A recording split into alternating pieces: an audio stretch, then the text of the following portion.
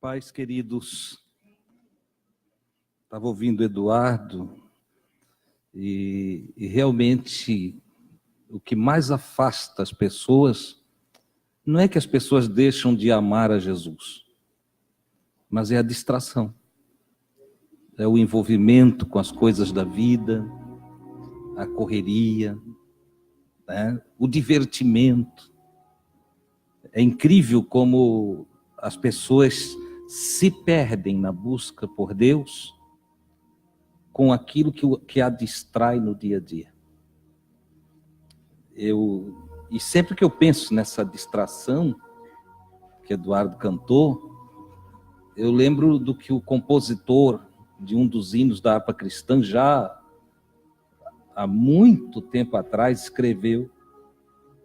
Ele falou dos pássaros, das belas flores, que queriam encantar ele naquele momento, né? E ele chegou à conclusão que tudo aquilo eram vãos terrestres esplendores, e que ele devia contemplar o lar. Infelizmente, nós vivemos em uma época que são poucos que têm tempo para contemplar, para fazer o que Jesus disse. Eu cada dia mais chego à conclusão que a vida com Jesus requer, claro, num primeiro passo, a fé, a confiança. Mas aquela confiança que nós já estudamos aqui, que do grego é pistis, e que é muito mais do que simplesmente crer, mas confiar da fé, por fé. Eu já várias vezes expliquei aqui como o cartorário que carimba a autenticação de um documento, né? O tabelião ele diz, olha, dou fé, esse documento é verdadeiro, dou fé. E aí ele assina. Pistes é isso, dou fé, ponho fé, confio em Deus. Esse é o primeiro passo para quem quer seguir Jesus, confiar de verdade em Jesus. Mas pistes também é fidelidade. Porque tem algumas pessoas que até têm fé. Não, eu creio, não, Jesus realmente foi uma bênção. Jesus, olha, não, o que ele diz é verdade. Não, Jesus fez maravilha, Jesus é bom. Tem muita gente que crê nisto, mas não é fiel aos ensinos de Jesus. Não persevera guardando aquilo que Jesus mandou. Não o ama o suficiente para guardar os seus mandamentos. Lamentavelmente. Mas tem aqueles que chegam aqui. Confiaram, têm sido fiel ao Senhor, mas aí corre o risco da distração. E no processo, estão ali, não querem o mundo, não vão deixar de seguir Jesus, mas também estão assim numa mornidão. Não são fervorosos, não estão mergulhados na busca do Senhor. Eu não sei, eu converso com alguns irmãos por aí, líderes, tá? Eu converso muito com outros líderes, eu não tenho barreira denominacional. E eu vejo neles, e aí eu vou, além do olhar da igreja, eu olho a liderança, desanimados, morninho, entendeu? Não foram para o mundo, não, mas também não estão se envolvendo com Jesus da maneira que um cristão deve se envolver com Jesus. Alguns acham que esse tempo não vai ser mais um tempo de experimentar a graça abundante, de ter a glória, o reflexo da glória do Senhor. Eu não sei, eu fico assim, perplexo diante desses argumentos, porque alguns argumentam isso, e é a revelação dos sentimentos. Eu fico perplexo, porque eu digo, meu Deus, para mim, cada dia o evangelho parece que é novo. Todos os dias que eu leio a Bíblia, eu leio todos os dias. E todos os dias que eu vou ler os evangelhos, parece que estou começando. Estou começando, me sinto um menino na fé. E vejo diante de mim o descortinar de grandes revelações de Deus. Há um fervor no meu coração. Eu gostaria de, como quem pega de uma fogueira, um tição aceso, eu gostaria de pegar e conseguir incendiar cada irmão com o que eu carrego dentro do meu coração em relação a Jesus. E me causa uma tristeza olhar alguns que não têm esse fervor, que tem assim parece que estão dormindo,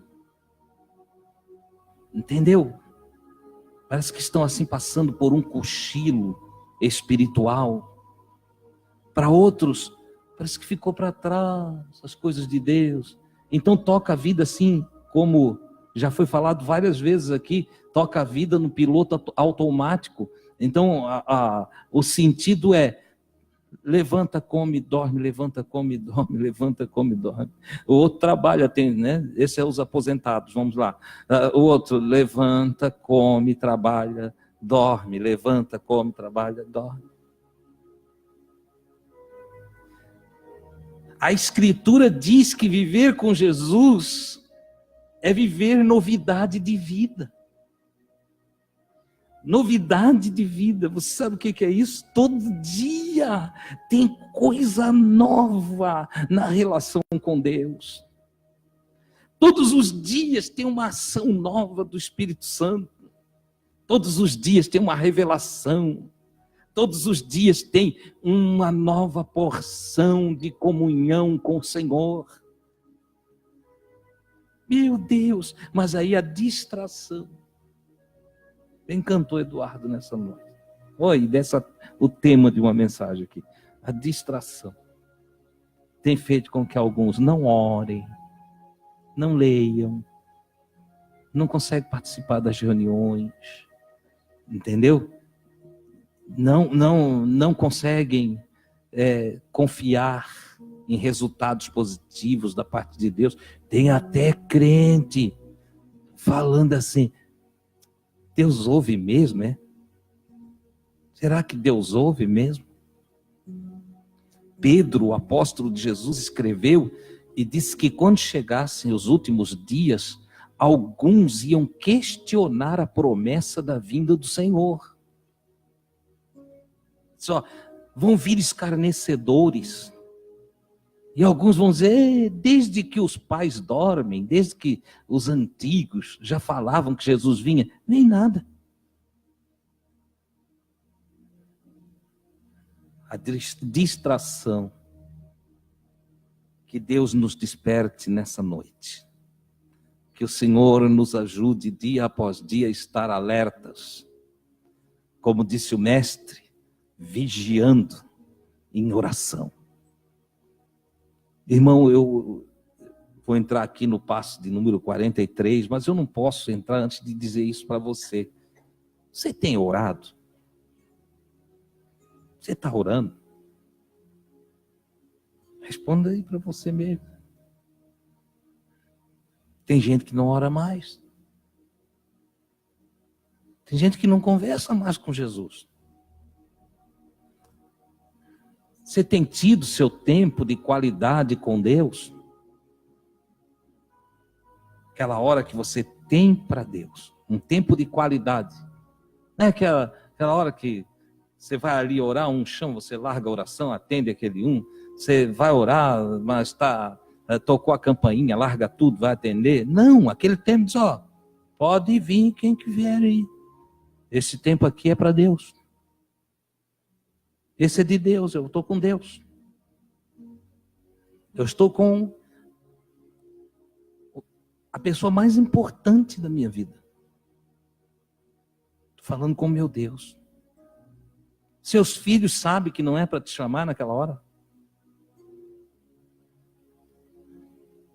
Sua esposa entende que aquele momento você está com Deus? Ó, senhor, o senhor espere aí. Se quiser esperar, ou volta daqui a 40 minutos. Então o senhor espere e aguarde.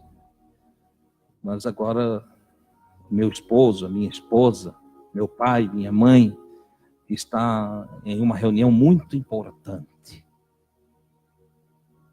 Nossa vida depende dessa reunião. É o encontro do esposo, é o encontro da esposa, é o encontro do pai, é o encontro dos filhos com Deus. Com Deus. Tempo de qualidade para Deus.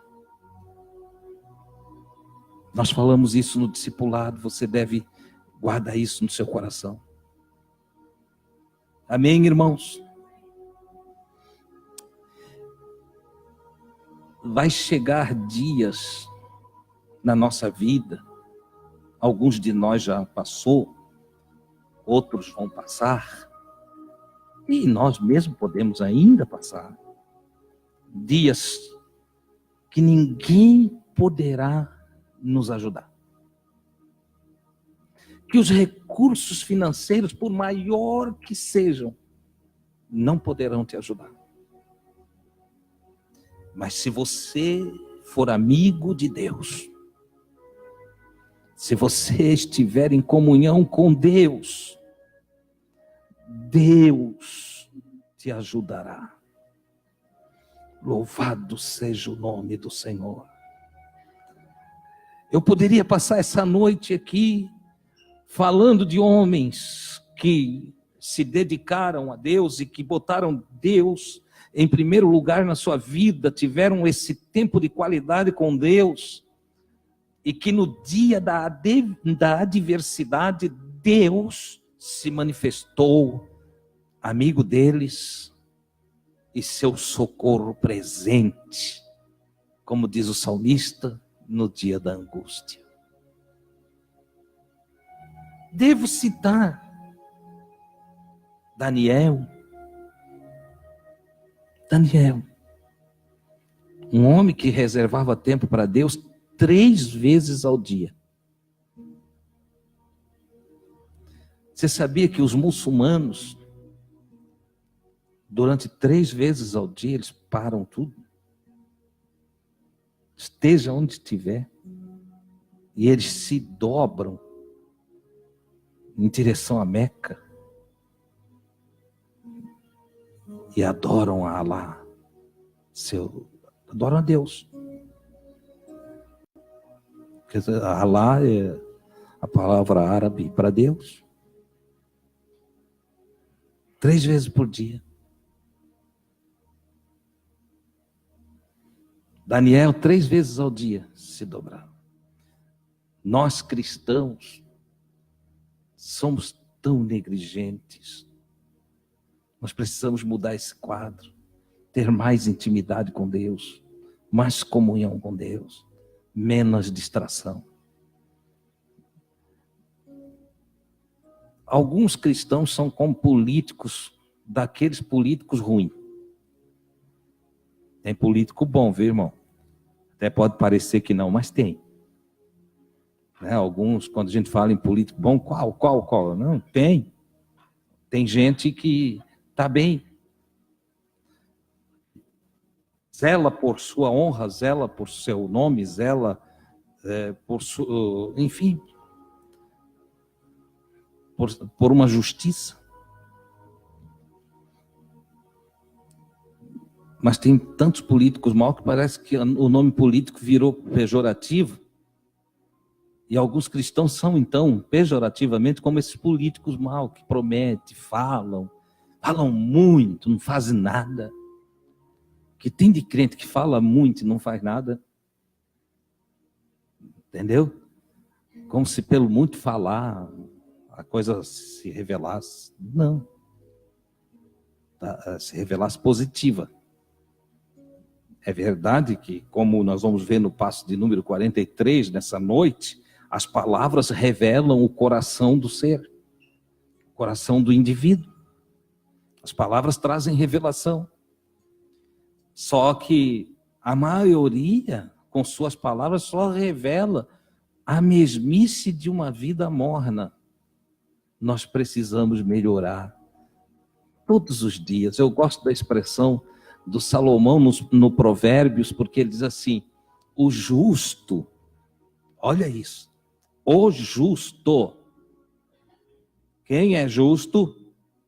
O que confia em Deus. De verdade. Creu Abraão no Senhor e isto lhe foi imputado por justiça.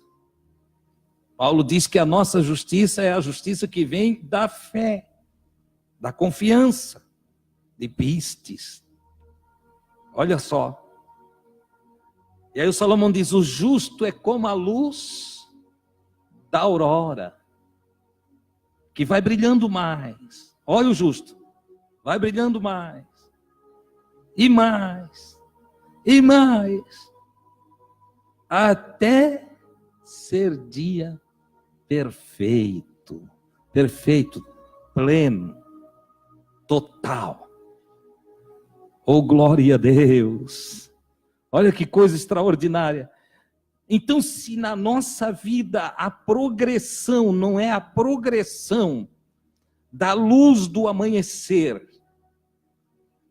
para a luz do sol ao meio-dia, se a nossa vida não é essa progressão, nós precisamos rever nossa fé. Se há uma estagnação, se há uma escuridão no processo do nosso brilho espiritual, então nós precisamos rever a nossa comunhão com Deus. Nós precisamos fazer um juízo de nós mesmos. Como diz a Escritura: examinai cada um a si mesmo e discirna se está participando do corpo do Senhor. O que não pode é a gente se enganar achando que de qualquer forma, de qualquer maneira, só porque falamos de fé, só porque falamos que somos crentes, só porque falamos que nós, Jesus é Jesus, Jesus, Jesus, nós não devemos nos enganar pensando que falar Jesus nos torna crentes. Não. O que nos identifica como cristão é a progressão da nossa transformação. É a progressão da luz em nós. É a progressão da infantilidade espiritual para a maturidade. É o nosso crescimento. Guarde essa palavra, tá bom? Deus nos ama, mas cabe a nós dar lugar a Deus na nossa vida. Amém, queridos? Passo de número 43, nos ensinos de Jesus. As palavras revelam o coração. Palavras de Jesus. Está baseado em Mateus 12, versículos 31 a 37, numa fusão com Marcos 3, 28 a 30. Então, o texto que eu vou ler vai estar a somatória dos dois textos. Ok? Às vezes, se você for procurar aí na sua Bíblia, por isso eu ponho lá já onde está escrito, que se você quiser fazer comparativo, você vai ver que a minha leitura vai estar numa fusão. Vai estar em uma só leitura os dois textos. Então, passo de número 43. Jesus diz: as palavras revelam o coração do homem. O que eu e você falamos identifica o que nós somos dentro. Tem gente que diz assim: eu não sei se eu conheço ele bem, né? Diz o marido: olha, eu não sei se eu conheço ela bem, não. É só ouvir o que ela fala. Preste atenção. Você já notou que nesse mundo de correria, a maioria de nós fala muito, mas o outro não presta atenção? As palavras parecem que passam como o vento. E às vezes acontecem coisas que o outro já tinha dado sinais que iam acontecer. Mas eu não prestei atenção. Não prestei atenção. Quantas vezes eu estou com amigos em uma mesa redonda e a conversa está girando, a gente está batendo papo, mas a gente percebe que não há atenção. Quantas vezes a gente não deixa o outro acabar de falar, né? Ou o outro não deixa a gente terminar de falar.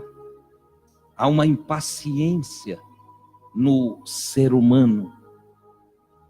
E essa impaciência não permite que eu faça degustação das palavras do outro. O Salomão escreveu e ele disse: olha, como a língua prova o alimento, assim os ouvidos provam as palavras. Só que quando eu e você comemos muito rápido, nós acabamos não sentindo o sabor daquele alimento. Acaba engolindo direto, sem sentir o sabor. Assim são as palavras. Quando a gente não tem a paciência de ouvir, não tem a paciência de avaliar o que está sendo dito, então as palavras passam batido e nós acabamos sem discernimento.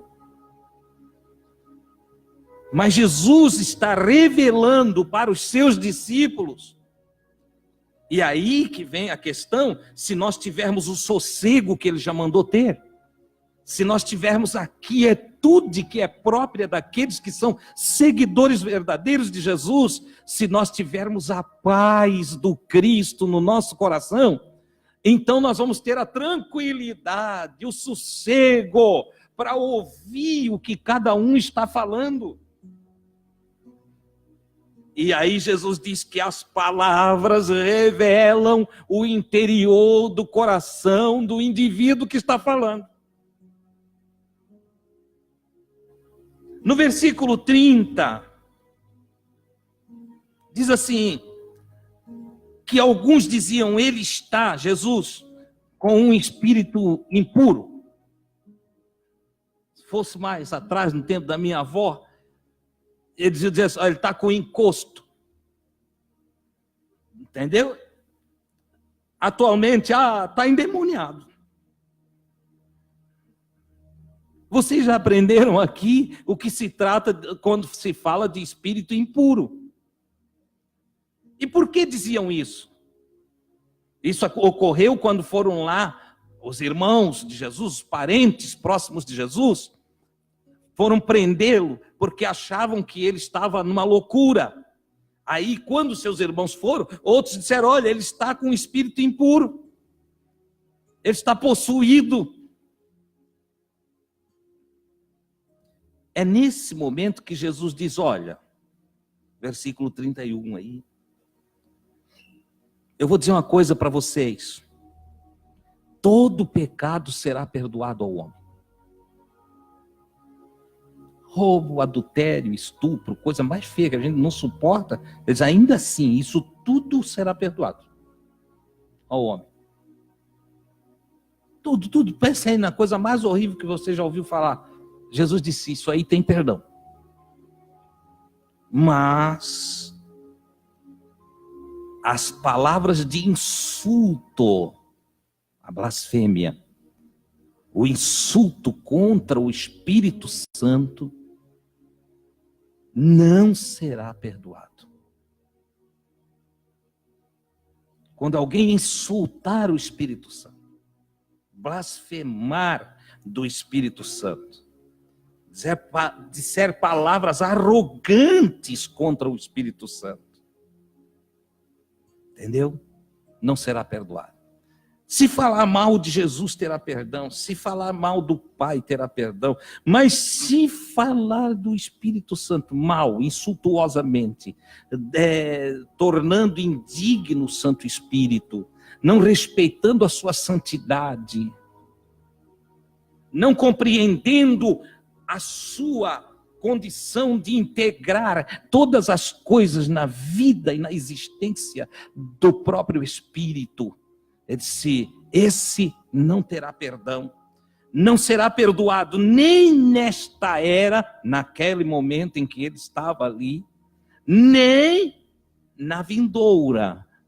Então, nem naquele tempo, nem nesse tempo, nem no tempo que está por vir, nem nos espaços do tempo onde os séculos se contam, nem na eternidade com Deus, onde se anula ou se aniquila os séculos, não terá remissão.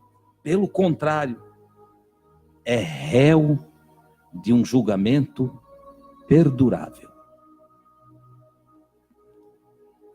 A blasfêmia contra o Espírito Santo. Aquele que, sabendo que Deus fez algo, só para não dar o braço a torcer por causa da religião que escolheu, do partido que escolheu, da vida que escolheu, então, de forma consciente, insulta o Espírito Santo. Ele disse, esse não terá perdão. Aí Jesus continua, ele disse, por causa disso, vocês precisam prestar atenção nas coisas e vocês devem, se disser que uma coisa é boa, e aí ele usa uma parábola, ele usa a árvore como uma tipologia do bom. Ele diz, olha, se você disser que uma árvore é boa, então também diga que o seu fruto é bom. Por quê? Se a árvore é má, então você defina o seu fruto como mal. Não dá para tu dizer essa árvore é boa, mas o fruto não presta. Ou não dá para você dizer assim, ó, o fruto dessa árvore é ruim, mas essa árvore é uma árvore boa. Não dá. É claro que Jesus não está tratando de árvore. Ele está tratando de pessoas. Ele usa parábolas para que os seus discípulos entendam que aquelas pessoas que estavam ali pronunciando insultos ao Espírito Santo, blasfêmias ao Espírito Santo, ele estava identificando tais pessoas como pessoas ruins, pessoas do mal, pessoas que não amavam a verdade, que não gostavam da luz. E ele então identifica por parábola as ações dessas pessoas como árvores que produzem fruto mau e, consequentemente, são árvores más.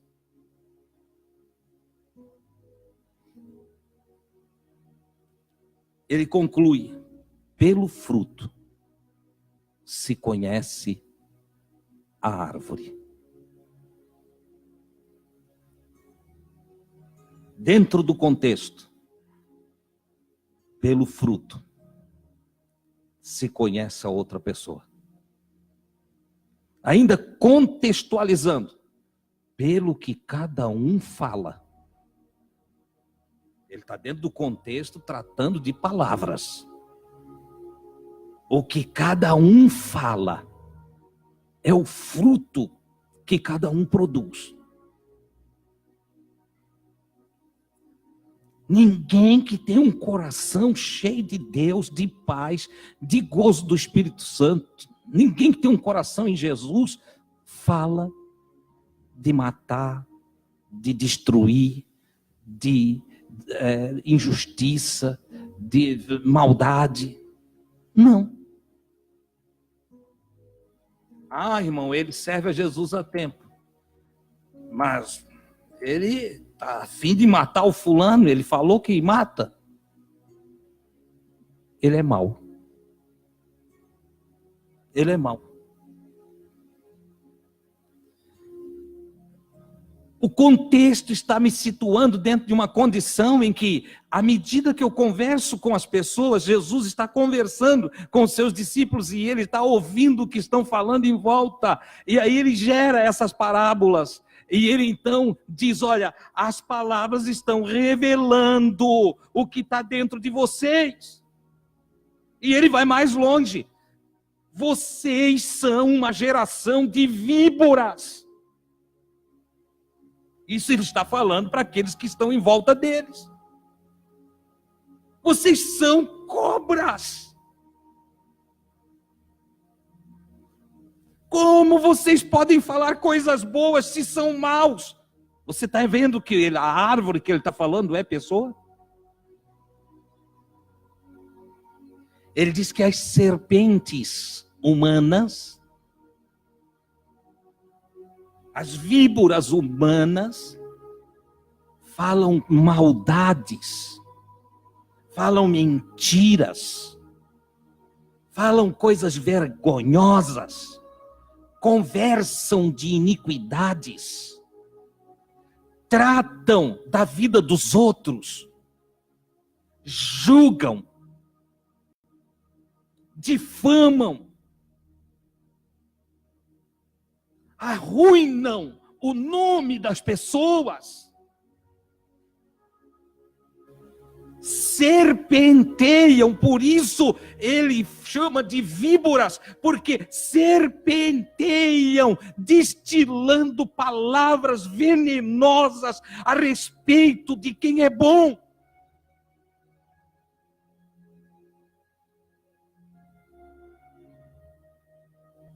E não conseguem gostar de conversa boa. Eu conversei várias vezes de Jesus com um amigo. Ele trouxe muitos assuntos, várias vezes, em grupos reunidos, muitos assuntos, assim, do todo, né, da vida. Mas eu sempre apresentava Jesus diante de cada assunto que ele trazia. E um dia estávamos numa roda de bate-papo e quando eu disse, mas Jesus, ele parou e disse, não, para. Com Adilson não dá para conversar. Tudo é Jesus, tudo é Jesus, tudo é Jesus. Tudo é Jesus. Esse meu amigo, ele é um líder. Me doeu o coração, não porque ele estivesse dizendo que comigo não dá para conversar. Me doeu o coração de descobrir que o meu amigo estava enfastiado de Jesus. Liderando um grupo grande, mas enfastiado de Jesus. Fofoca podia fazer. Falar mal do outro podia. Entende? Conversar radicalmente de vários assuntos pode trazer para a mesa. Mas Jesus não. Jesus fica sem atrativo. Jesus me faz pensar no que vou falar. Jesus me ilumina o interior. Jesus faz com que eu me enxergue. Jesus faz eu refletir sobre mim mesmo. Jesus não me é agradável porque é luz que inunda a minha consciência. Antes de julgar você, eu me julgo e aí eu não consigo mais nem apontar o dedo para ti. Então Jesus não, Jesus é ruim. Geração de víbora. Como vocês podem falar coisas boas se vocês são maus? Porque a boca fala. Repete, a boca fala.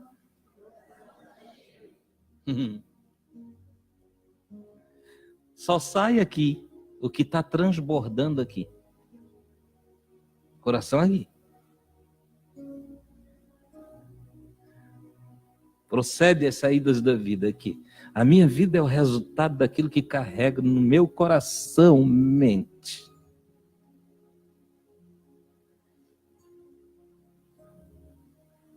Aqui reside Jesus. Aqui tem paz.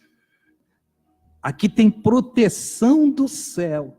Como está escrito, tu guardarás em paz aquele cuja mente está fixa em ti.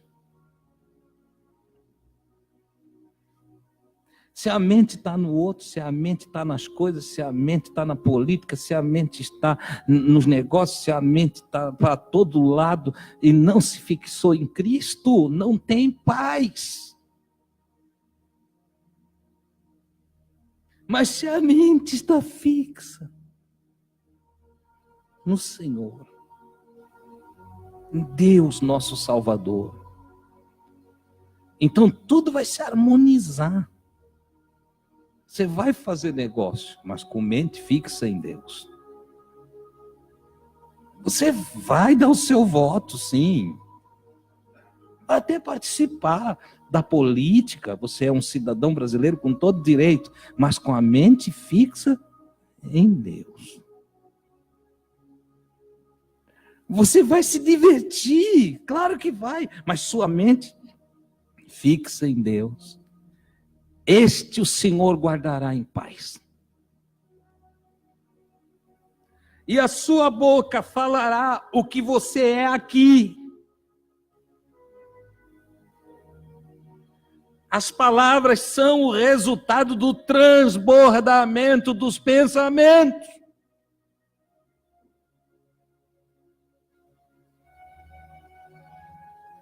O acúmulo dos pensamentos é o resultado direto, objetivo das escolhas.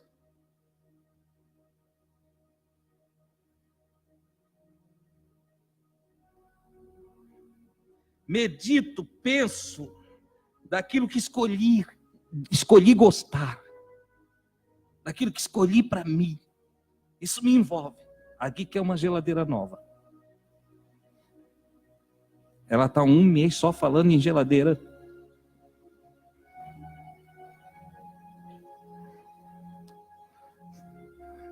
Tem uma geladeira lá de alguns metros de altura e largura.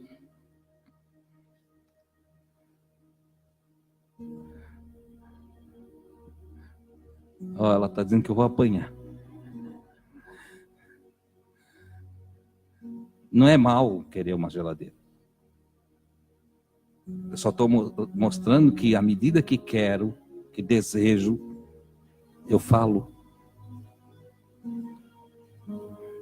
Do que eu gosto, eu falo. O que eu anelo, eu falo. O processo é lógico, óbvio. Então Jesus diz, olha, a boca fala daquilo que o coração está cheio.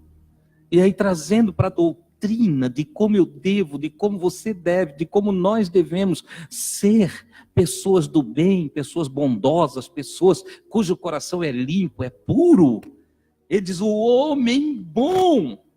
O homem aqui não é gênero, ele está falando da humanidade. A pessoa boa, o ser humano bom, do seu bom tesouro, das coisas que ele dá valor. Tesouros são coisas de valores que nós temos. Aquilo que a gente guarda, aquilo que a gente protege, né? No tempo da vovó, as suas moedas, as suas joinhas eram guardadas no lencinho, bem amarradinho. Não sei para que dava tanto nó, Chico. Como se o pano não rasgasse. Mas era o zelo, o zelo. Lembro de quando eu ia na vovó, não tem um trocadinho aí. Ela ia lá no guarda-roupa, casa antiga, guarda-roupa daquele bem antigo, ela abria, eu sabia onde ela guardava.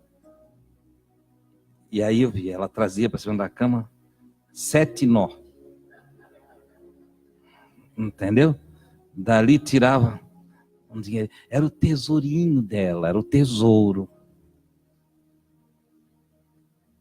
Há tesouros no nosso coração, Jesus diz. Se o nosso coração é um reservatório de coisa boa, então o ser humano bom do seu tesouro tira coisas boas. Mas a pessoa má, a pessoa ruim, a pessoa que odeia, a pessoa que tem rancores, as pessoas amargas, as pessoas que estão mal por dentro, do seu mau tesouro tira coisas más. Sendo o coração o depósito do entesouramento do bem e do mal, para Jesus as palavras revelam nada mais, nada menos do que a essência do que carregamos. Veja como é importante a gente prestar atenção no que as pessoas falam. E mais, o que eu ando falando? Como é o meu posicionamento diante das questões da vida? A minha colocação, a minha forma de ver, de pensar e aí expressar meus sentimentos no dia a dia. Lembro-me de uma visita que fui fazer e levei um casal comigo para aconselhar uma pessoa. Nunca esqueço. Quando aquela pessoa da casa começou a falar das suas tribulações, das suas angústias, a irmã que levei junto disse: eu não sei como é que tu aguenta, eu já tinha feito assim, meu Deus, calma, segura aí.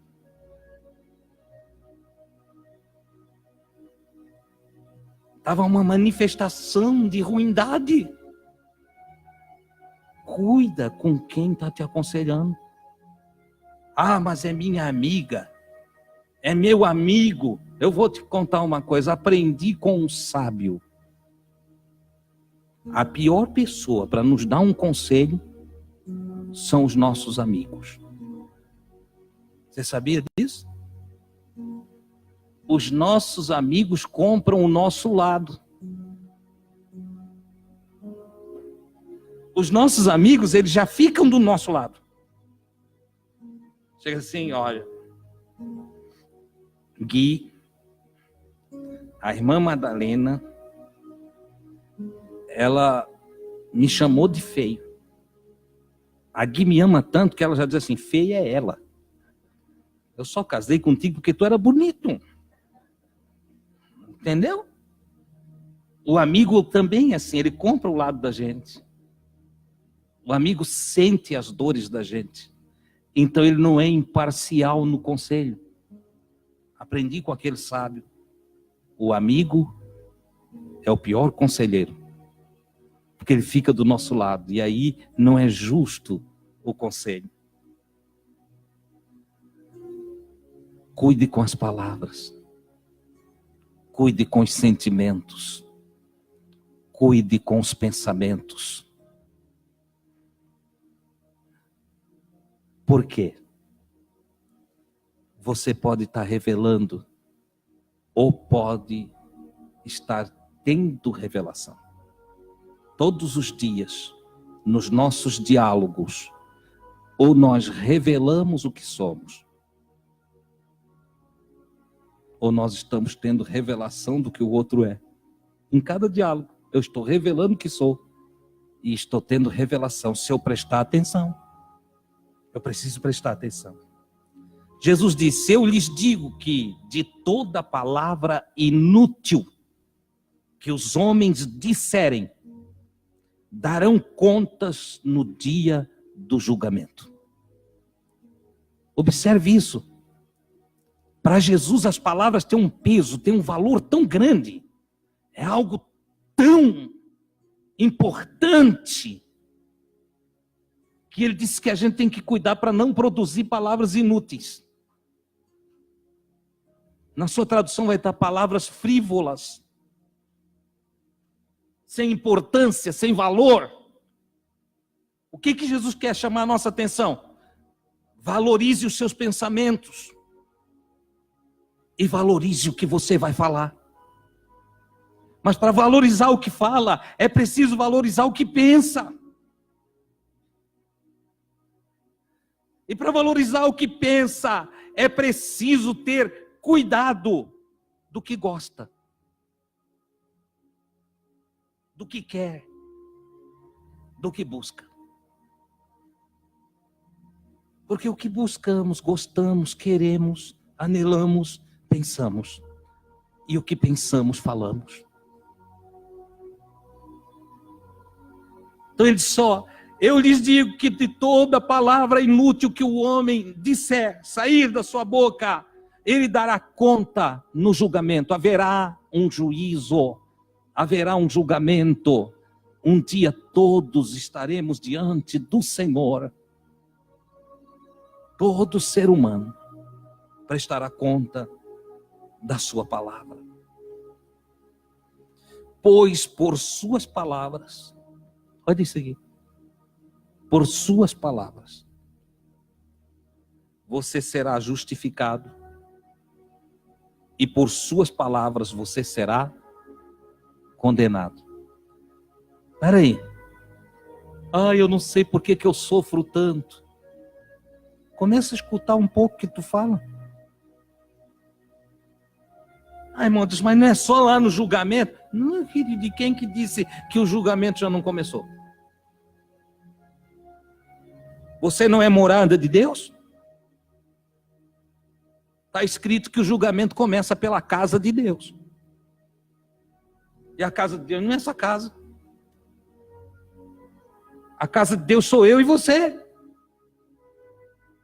E a Escritura diz que o julgamento começa pela casa de Deus. Então começa por nós. Para que nós não compareçamos lá no juízo final. O juízo de Deus começa para nós antecipadamente. Ele começa aqui e agora. Por isso ele nos disciplina, por isso nos ensina, por isso nos orienta, nos leva em direção às coisas certas. Então comece a cuidar dos seus lábios. O Pedro aprendeu essas coisas com Jesus, o Pedro ouviu isso aqui que está escrito aqui, que o evangelista Marcos escreveu e o evangelista Mateus. O Pedro ouviu da própria boca de Jesus, e há até alguns historiadores e teólogos que dizem que, na verdade, o evangelho de Marcos é o evangelho de Pedro. Segundo eles, o Marcos foi discípulo de Pedro. E que o Pedro, então, passou o que queria que ficasse escrito, e o Marcos foi registrando o próprio relato do Pedro. Não vou entrar em mérito se está certo ou errado, mas é uma probabilidade. Contudo, o Pedro ouviu essas palavras direto da boca de Jesus, e ele escreveu alguma argumentação sobre a questão das palavras. E aí ele usa o que estava no livro dos Salmos, e o Pedro escreve assim, ele diz: se alguém quer amar a vida, quer amar a vida. Por quê? Porque amar ou odiar é uma escolha também. Tem gente que não quer amar a vida. Tem gente que leva a vida de qualquer jeito. Tem gente que se conforma de rolo. Entendeu? Mas tem gente que não, eu quero viver, mas eu quero ter paz, eu quero viver de boa, eu quero viver alegre, eu quero viver sossegado, eu quero deitar e dormir. Essa pessoa diz: se alguém quer amar a vida, refreie a sua língua do mal, e os seus lábios não falem engano, não falem mentira, asneira, bobagem. futilidade. Você está vendo por que a maioria das pessoas, mesmo crente, vive sofrendo? Não cuidam da língua. Não cuidam dos lábios. Consequentemente, vão sendo julgados pelo Senhor e adoecem e sofrem e vivem mal e têm dificuldades, e isto para não perecer com o mundo. Ah, irmão, isso não tem fundamento. Tem sim, é só ler a epístola de Coríntios no capítulo 11, a primeira carta de Paulo no capítulo 11, e quando ele manda examinar-se a si mesmo, ele diz que porque não há um exame de si mesmo, muitos participam do corpo, que tem gente que pensa que é participar do pedacinho de pão. Não. Participam do corpo do Senhor indignamente. E ao participar de forma indigna, porque não dão o fruto necessário para glorificar a Deus, não cuidam dos lábios, logo também causam escândalo diante da sociedade. Então ele disse, por causa disto, por não discernir o corpo do Senhor, por não ter entendimento que fazem parte da vida de Deus, há entre vós muitos fracos e doentes, e alguns que até partiram antes do tempo, por não discernir o corpo de Cristo. Querido irmão e irmã, eu não estou falando de um jeito como se quisera te assustar, mas eu estou falando com muito zelo e amor, como quem quer salvar-te das tribulações da vida. O Santo Espírito de Deus me inspira a te dar lições que mudam a vida. Quer dias bons, quer dias alegres, dias felizes, quer acordar em paz e dizer, ora vem Senhor Jesus, estou pronto. Refreia a língua. Feche os lábios. Aleluia! Salomão escreve no Provérbios, e ele diz que a língua do justo é uma árvore de vida. Louvado seja o nome do Senhor. Glória a Deus. Ele diz, olha, quando o justo fala, sai vida, é uma árvore de vida, é uma ramificação de vida. Essa é a expectativa de Deus conosco. Aleluia. Deus nos aguarda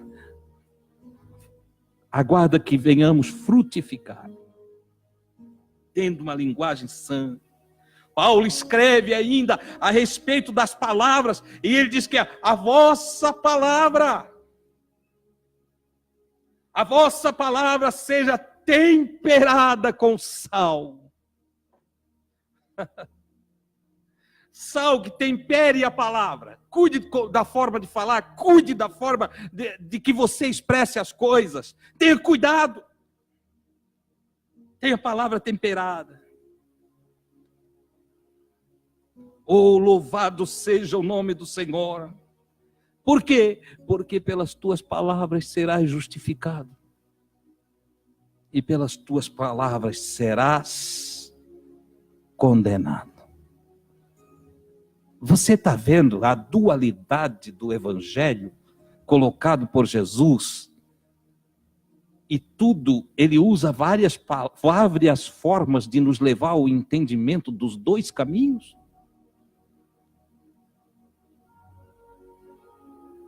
Caminho estreito, caminho largo. Luz, treva. Bem, mal. Equilíbrio, desequilíbrio. Palavras boas. Tesouro de um coração bom. Palavras más. Não é tesouro daí. É fruto de um coração mau.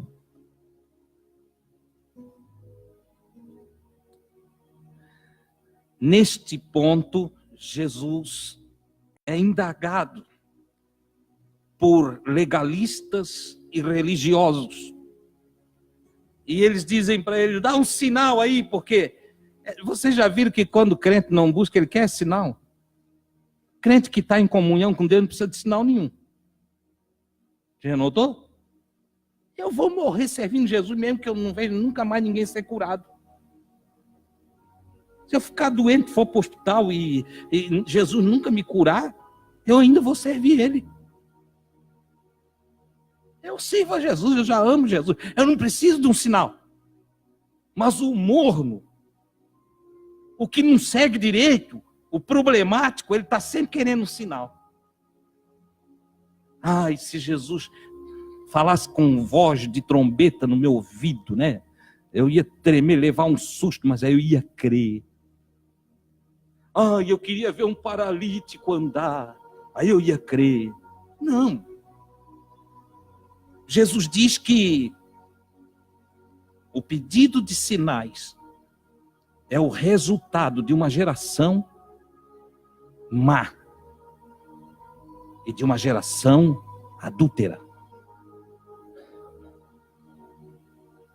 A ânsia por sinal é a revelação da incredulidade, da vida de descaso, da vida sem comunhão com Deus.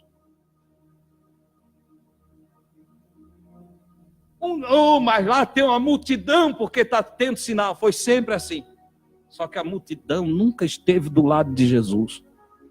A multidão gritou, solta Barrabás. E o que farei de Jesus, chamado Cristo? Crucifica-o. Foi a multidão que gritou. Mateus 12, 38 ao 45, o sinal de Jonas, o julgamento dos antigos ninivitas e da rainha do sul sobre esta geração, aquela geração dos dias de Jesus.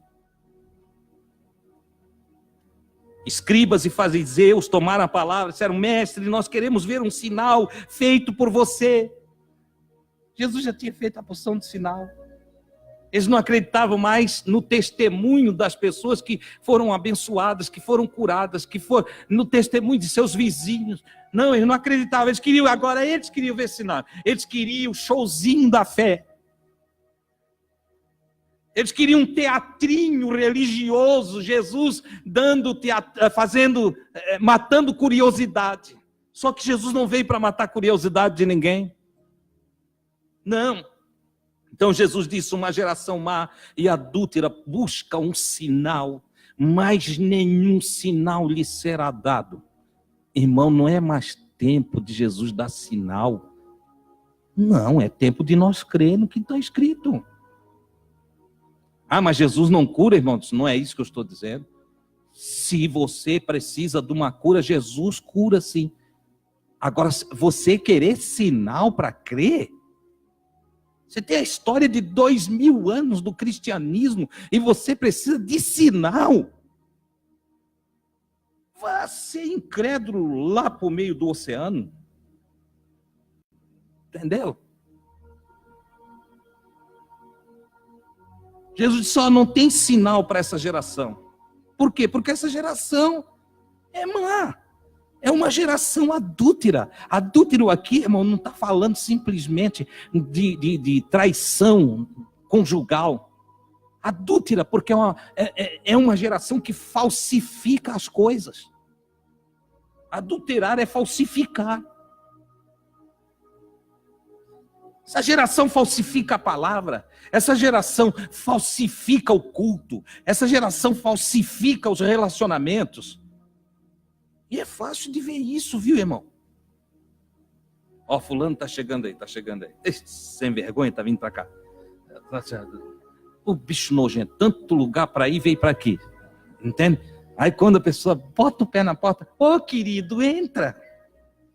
Senta. Que bom que você veio aqui em casa. Adúltero.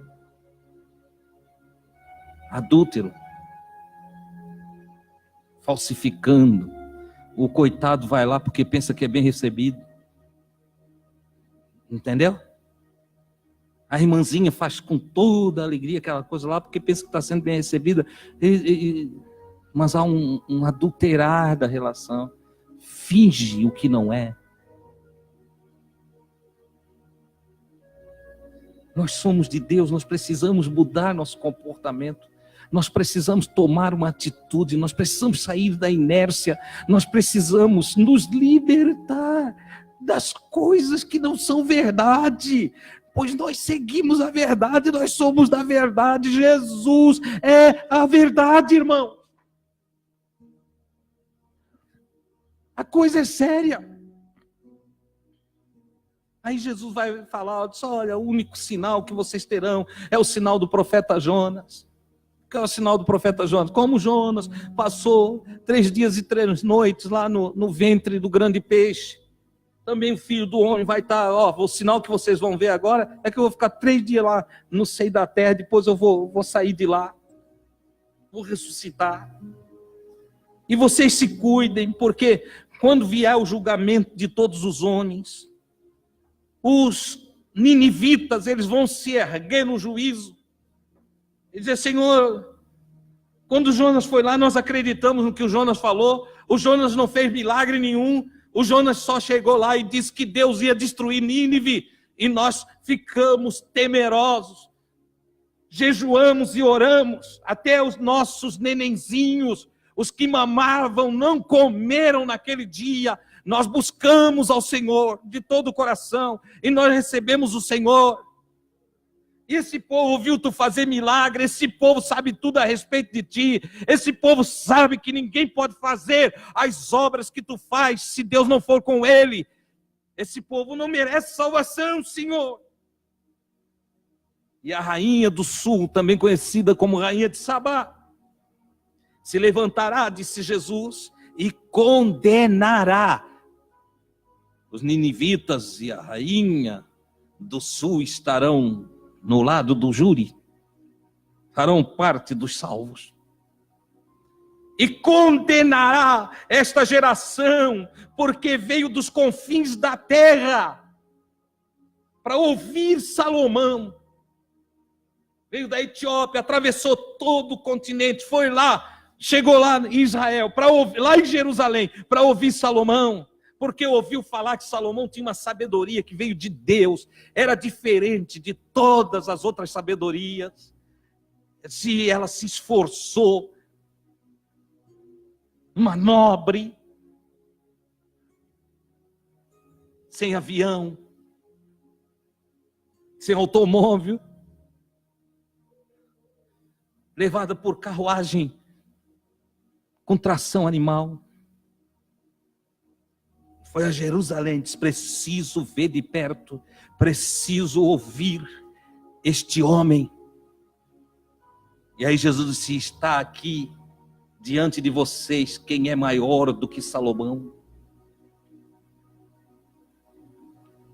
Salomão recebeu sabedoria de Deus, mas a sabedoria em pessoa estava diante deles, e eles não reconheceram a sabedoria.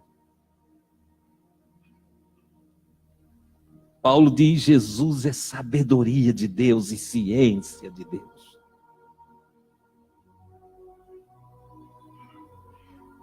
E aí ele vai concluir o assunto, que está desde o passo número 42, que é a questão do espírito imundo, que gerou a conversa da blasfêmia contra o Espírito Santo. Ele vai concluir. E ele diz, quando o espírito impuro ou imundo sai do homem, quando há uma ordem para, vamos lá, o encosto, o espírito possessor, sair do homem, ele sai e anda, vagueia por lugares, perambula por lugares áridos, procurando repouso. Porque os espíritos imundos não têm sossego. Ele procura repouso, mas não o encontra. porque os espíritos que vagueiam estão perdidos. Então ele diz para si mesmo, ele conversa consigo mesmo: voltarei para a casa que eu estava, voltarei para o corpo do qual eu saí. E quando lá chega, ele encontra aquela casa, aquele coração que foi expulso, agora está desocupado, mas também está organizadinho. O homem possesso era um homem desorganizado, perturbado. Aí Jesus usa uma ilustração e diz: agora ele encontra aquele coração organizadinho, tudo arrumadinho. A casa está varrida e arrumada. Diante desse quadro, ele olha para dentro, porque tem gente que recebe a libertação, mas não recebe Jesus. Tem gente que quer a bênção, mas não quer o Senhor da bênção. Tem gente que se esforça. Quantas pessoas eu atendi aqui nessa casa que estavam morrendo, arruinados, deprimidos, angustiados, para baixo, alguns querendo tirar a vida. Orientamos, lançamos a luz do Evangelho, ficaram bem, ficaram curados, libertos, mas não quiseram Jesus.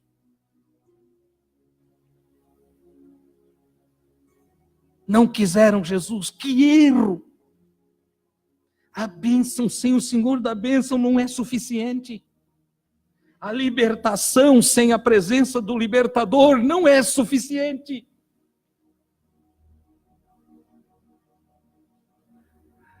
Aí diz Jesus, aquele espírito diz: olha, eu vou entrar aí. Mas ele fica receoso, porque ele foi expulso. Ele foi expulso. E aí ele fica receoso: eu não vou entrar sozinho. E ele vai e procura outros espíritos errantes. E ao encontrar, ele procura encontrar espíritos pior do que ele. Ó, vamos invadir uma casa. Era a minha antiga casa. Era a minha antiga morada. E aqueles se unem e eles voltam. Agora são 8. Vamos destacar aqui, o Davi me ajudou a lembrar no passo de número 42, quando falamos da expulsão de 7 demônios, sempre lembrando o número 7, está tratando de uma contagem incalculável.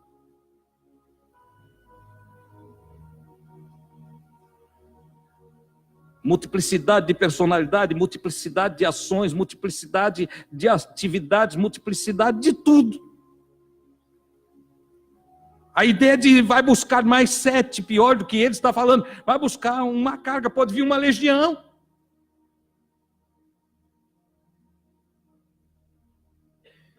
Não tem um número, é infinito aqui. Ele pode ter ido lá catar aqueles lá que saíram do Gadareno, porque o Gadareno ficou com Jesus. Eles não puderam mais entrar no Gadareno, no coração do Gadareno ficou o Espírito Santo de Deus. Tanto que o Gadareno queria seguir Jesus aonde Jesus fosse. E Jesus disse para ele: não, vai para os teus. E conta com grandes coisas Deus te vê. Vai lá testemunhar de Deus para os teus. E ele sai com o coração cheio de Deus.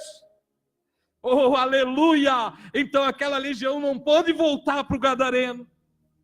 Mas Jesus está falando de casos de pessoas que pegaram a bênção, não quiseram Deus, pegaram a libertação, não quiseram Deus. São uma casa desocupada, toda adornada, em que o antigo espírito vai voltar para fazer guerra contra essa casa. Então ele vai lá e traz agora 7 infinita energia superior a dele, para invadir essa casa. E Jesus diz, e com isso, a condição final daquele homem se torna pior do que antes.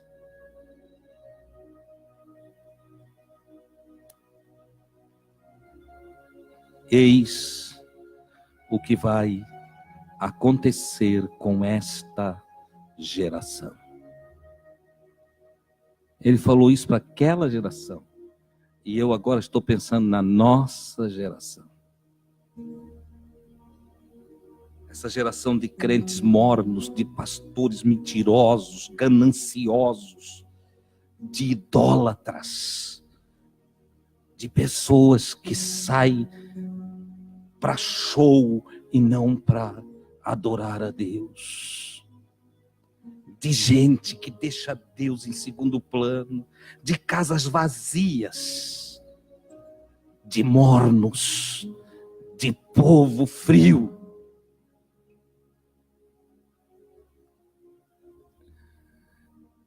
Como dói o meu coração. Eu oro por uma vida de avivamento entre o povo de Deus. Eu clamo por luz para nosso povo. Eu suplico ao Senhor por um despertamento espiritual. Deus nos ajude e que cada um de nós se ajude aproximando-se de Deus. Cuide, irmão. Tem uma canção. Ela diz, eu quero é Deus. Lembra dessa, Ana? Eu quero é Deus. Consegue? Nós vamos orar, depois nós vamos cantar essa canção, nós vamos encerrar dizendo aqui essa noite, eu quero é Deus. Eu preciso de Deus. Louvado seja o nome do Senhor. As coisas de Deus precisam ser levadas a sério. Amém? Algumas pessoas me perguntam, Adilson, tu acha que é realmente possível viver uma vida abundante em nossa época? Eu dou um sorriso e digo, eu vivo. Eu não acho, eu vivo. Eu prego o que eu vivo. Eu digo, o problema aí é que você precisa querer. Você precisa querer Deus. Se eu quero Deus. Eu gosto da expressão do Senhor para o Abraão, porque o Senhor viu tanta sede no Abraão, tanto desejo de Deus no Abraão, que ele disse assim, Abraão, eu sou o Senhor, o teu grandíssimo galardão. A grande riqueza de Abraão, o grande galardão de Abraão, não foram as ovelhas, não foram os empregados, não foram as terras, não. Era Deus, a presença de Deus. Aleluia. Davi, que conheceu a pobreza, o desprezo, que viveu isolado da própria família, que foi esquecido de ser convidado para banquete na casa do seu próprio pai. Ele coloca Deus como seu maior galardão. E ele chegou à seguinte conclusão: o Senhor é o meu pastor, nada me faltará. Tenha Deus, que com Ele você terá todas as outras coisas. Aleluia! Paulo, que gastou tudo que tinha. Paulo era rico e gastou todos os seus recursos para a pregação do Evangelho.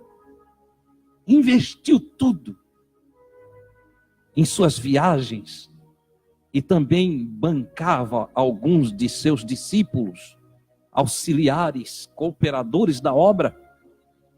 Gastou tudo que tinha na obra.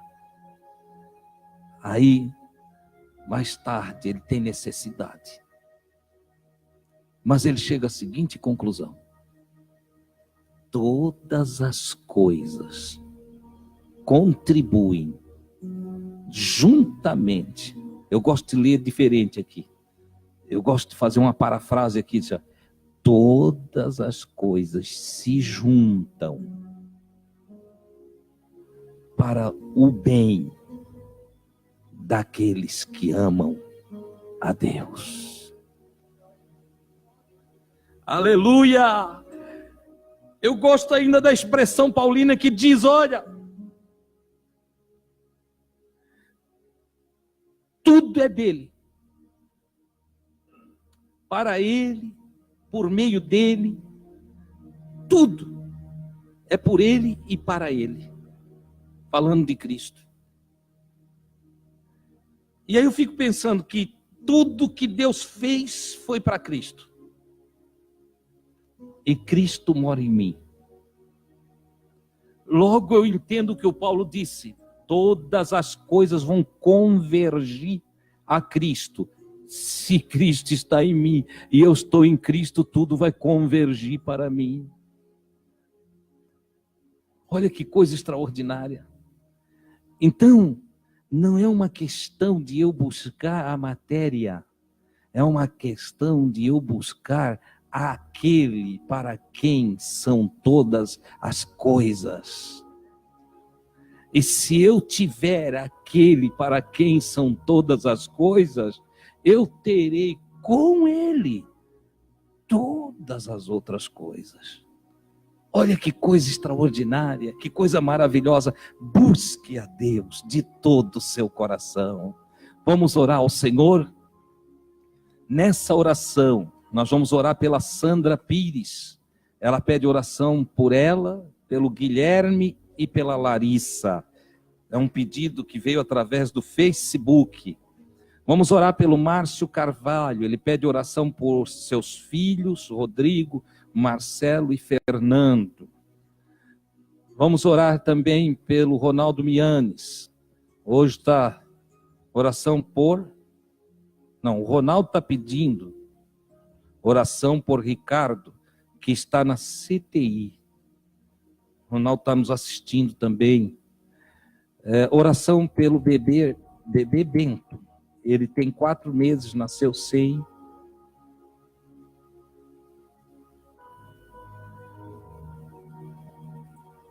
Não, mas eu sei, eu estou olhando o restante aqui. Ele precisa de um transplante, né, de medula. E vamos apresentar o bebê Bento diante do Senhor. Oração pela família Antal, de São Sebastião de Moreira. O filho de 14 anos se matou. Tinha depressão. A família, vamos orar pela família, pedir as consolações de Deus. Vamos orar por Antony Lopes, Elisane e família. Perderam um bebê também, com 17 dias. Vamos apresentar essas pessoas diante do Senhor. Deus é poderoso para consolar os corações, socorrer e ajudar todos aqueles que precisam de ajuda. Pai do céu, te louvo e te adoro de todo o meu coração. Diante de ti, Senhor, exponho a minha gratidão, o meu louvor e tributo a ti a honra que tu mereces. Tu és digno, Senhor, de toda honra, de toda glória, de todo louvor. Oh, glória a Deus, como tu és maravilhoso. A minha mente finita não pode alcançar o infinito. Mas o pouquinho que compreendo a teu respeito é suficiente para me fazer viver. Oh, glória a Deus! Tu és o Criador de todas as coisas. E quando penso em ti, vejo que tudo é possível. Não vejo problema difícil. Não vejo dificuldade alguma. Nada é demasiadamente grande diante de ti. Quando medito em ti, percebo que todas as coisas têm solução, todas as enfermidades têm cura, todas as dores, Senhor, têm alívio. Oh, em ti, Senhor, eu percebo consolação para todo angustiado. Aleluia! Tu, Senhor, és energia que fortalece o fraco e alivia as cargas do mesmo. Em ti, Senhor, são restauradas as forças do teu servo, da tua serva. Quando manifestas a tua glória, todas as trevas são dissipadas. Aleluia! Eu olho para ti e vejo, Senhor, ondas de amor que se derramam, Senhor, sobre toda a terra. Posso perceber que estás presente em cada ser que respira, em cada ser vivo, Senhor, da face da terra. Desde os desertos até os grandes povoados, as grandes cidades, em todas as casas, por todas as ruas, em todos os bairros, em cada cidade, pelas tribos e nações, entre povos e línguas, tu estás presente, Senhor. Grande é o nosso Deus, maravilhoso é o Senhor. Te adoro nessa noite. Aleluia! Rogo a tua graça, o teu favor, as tuas misericórdias e a manifestação do teu poder para ajudar, Senhor, socorrer estas pessoas que mencionamos aqui, meu Deus. Aqueles que estão com o coração doído, as almas aflitas, com o espírito abatido, pais e mães, cujos últimos dias não têm sido legal para eles, por causa das perdas. Oh, Todo-Poderoso Deus, fortalece o teu filho, a tua filha, socorre, ajuda, faça-os perceber, Senhor, que tu estás perto. Como disse o salmista, tu és socorro presente no dia da angústia. Tu viu, Senhor, os nomes que citei e as causas que fizeram com que estes nomes estivessem aqui nesta noite, Senhor. O Ricardo lá na UTI, toca o Senhor. Os filhos do irmão Márcio, o próprio irmão Márcio, ajuda eles. Tu és Deus. Tu sabes como trabalhar, tu sabes como agir. Glória a Deus.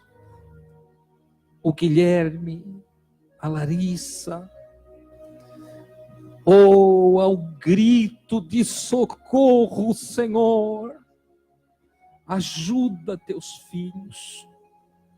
Pai santo e maravilhoso, ajuda a Elisane e família, o Antônio Lopes, que perderam, Senhor, o bebezinho.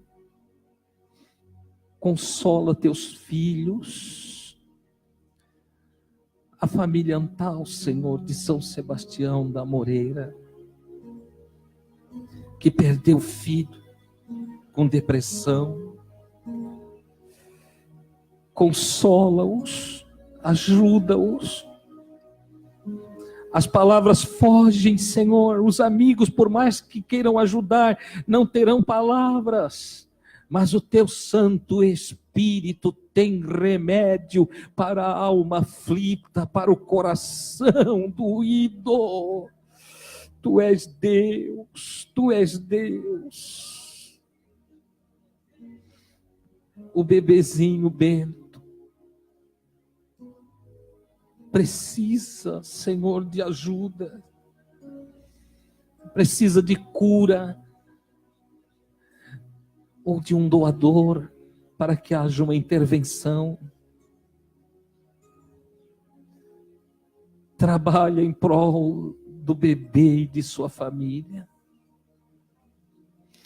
Ajuda e dá graça, abençoa, socorre os meus irmãos que vieram aqui nesta noite e aqueles que em casa estão aguardando em Ti, esperando em Ti. Oh, glória a Deus, eu sei que Tu podes fazer milagres, eu sei que Tu podes fazer coisas extraordinárias, eu sei que Tu podes pintar um quadro novo em cima deste quadro feio que é a vida de alguns. Eu sei que Tu podes transformar, mudar, renovar. Tu és o Deus Todo-Poderoso, Criador de todas as coisas. Tu envia a Tua palavra, Senhor, e a terra treme, tudo se modifica. Aleluia! Aqueles irmãos que aqui dentro desta casa, nesta noite, meu Pai, aguardam também um milagre, esperam em Ti, eles têm confiança em Ti e aguardam um milagre, esperam um toque da Tua mão, meu Senhor, para mudar as condições da sua vida. Oh, aleluia, derrama através de Teu amor a cura, a restauração, a transformação, a libertação, meu Deus, em nome de Jesus.